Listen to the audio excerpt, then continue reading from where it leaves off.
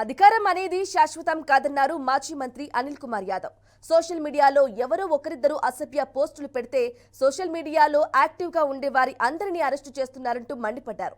Social media వారిపై కేసులు పెట్టి కూటమి ప్రభుత్వం వారు సుఖానందం పొందుతున్నారని విమర్శించారు. ఎన్ని కేసులు పెట్టినా భయపడమన్నారు.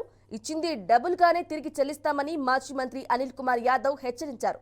ఇలా అనుకున్న ఎందరో కాలగర్భంలో కలిసిపోయారని అన్నారు. తాము మళ్లీ అధికారంలోకి వస్తామని అనిల్ కుమార్ ధీమా వ్యక్తం చేశారు. అప్పుడు తడాఖా చూపిస్తామని అన్నారు. జగన్ ఆదేశాల మేరకు ఈరోజు రీజనల్ కోఆర్డినేటర్గా మిథునని ఈ జిల్లాకు వేయటం సంతోషం. అందులో భాగంగా మొట్టమొదటిసారిగా ఈరోజు అందరం కూడా కలిసి ఈరోజు మీటింగ్ పెట్టుకోవడం జరిగింది.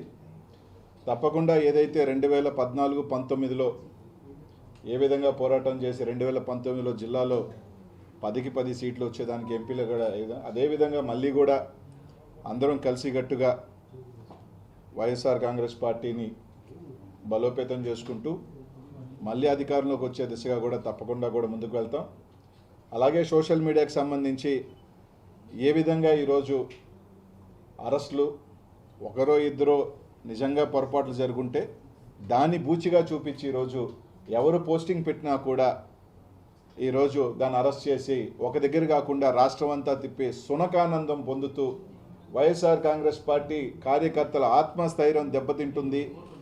వైఎస్ఆర్ కాంగ్రెస్ పార్టీ కార్యకర్తలు ఇంకా భయపడి పోస్టులు పెట్టరు. ఏ విధంగా పార్టీని అణిచివేసేస్తే 4 కేసులు పెడితే భయపడే పార్టీ ఇది కాదు.